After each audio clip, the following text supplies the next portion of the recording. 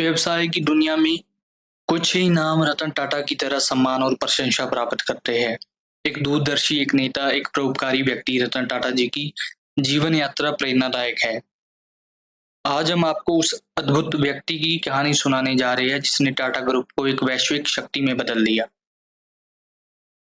28 दिसंबर 1937 को मुंबई में जन्मे रतन टाटा एक प्रतिष्ठित टाटा परिवार से थे। हालांकि वे धन और प्रतिष्ठा में पले बड़े, लेकिन उनका बचपन चुनौतियों से भरा था। जब रतन टाटा मात्र 10 साल के थे, उनके माता-पिता अलग हो गए और उनके भाई के पालन-पोषण की जिम्मेदारी उनकी दादी लेडी नवाज़बाई टाटा ने उठाई।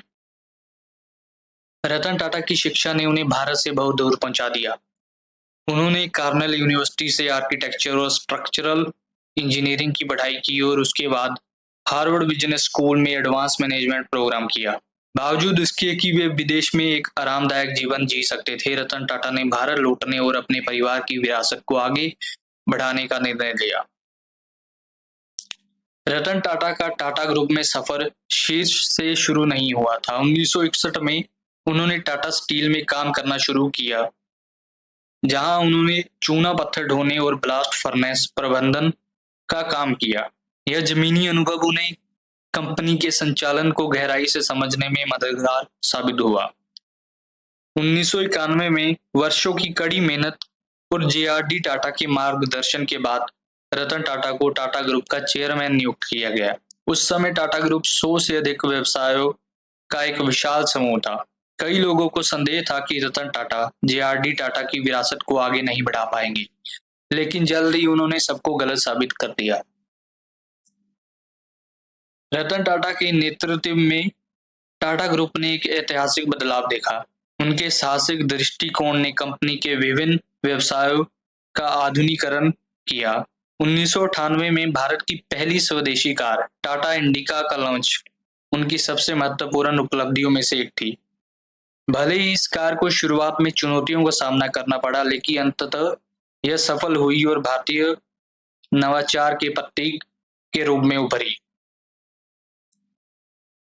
रतन टाटा की महत्वाकांक्षाएं केवल भारत तक सीमित नहीं थी।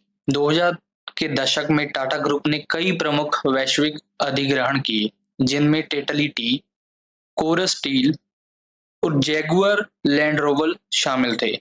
इन कदमों ने टाटा को वैश्विक व्यापार जगत में शीर्ष पर पहुंचा दिया और भारत की अंतर्राष्ट्रीय उपस्थिति को मजबूत किया।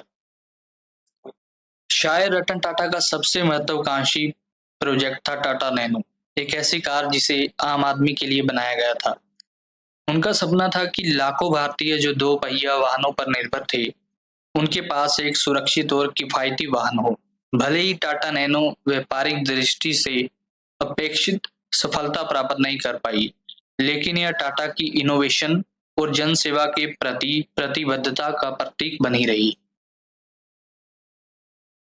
रतन टाटा की विरासत व्यवसाय तक सीमित नहीं है। टाटा ग्रुप के मुनाफे का एक बड़ा हिस्सा टाटा ट्रस्ट के माध्यम से परोपकारी कार्यों में जाता है। शिक्षा से लेकर स्वास्थ्य सेवा तक रतन टाटा ने लगातार ऐसे प्रयासों का समर्थन किया जो समाज के पिछड़े वर्गों को सशक्त करते हैं। उनका नेतृत्व संकट के समय में भी स्पष्ट था। 26/11 मुंबई हमलों के बाद टाटा ने न केवल ताज होटल का पुनर्निर्माण किया, बल्कि पीड़ितों और उनके परिवारों को सहायता भी प्रदान की। यह साबित करता है कि उनका दिल भी उनके व्यापार कौशल जितना ही बड़ा था। रतन टाटा ने 2012 में टाटा ग्रुप के चेयरमैन पद से इस्तीफा दिया, लेकिन उनका प्रभाव उसके बाद भी बना रहा। सेवानिवृत्ति के बाद भी वे नए उद्यमी का समर्थन और मार्गदर्शन कर रहे थे।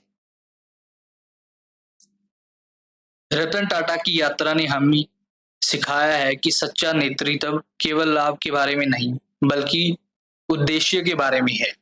उनकी दृष्टि ने न केवल एक समाज का निर्माण किया है, बल्कि लाखों लोगों की जिंदगी बदल दी है। उनके नेतृत्व, करुणा और ईमानदारी के प्रति प्रतिबद्धता ने उन्हें व्यापार और समाज दोनों में एक अद्वितीय स्थान दिलाया है। देखने के लिए धन्यवाद। अगर रतन टाटा की प्रेरणादायक जीवन यात्रा ने आपको प्रभावित किया, तो हमारे चैनल को लाइक, कमेंट और सब्सक्राइब करें और ऐसे ही प्रेरणादायक कहानियों के लिए हमारे साथ जुड़े रहें।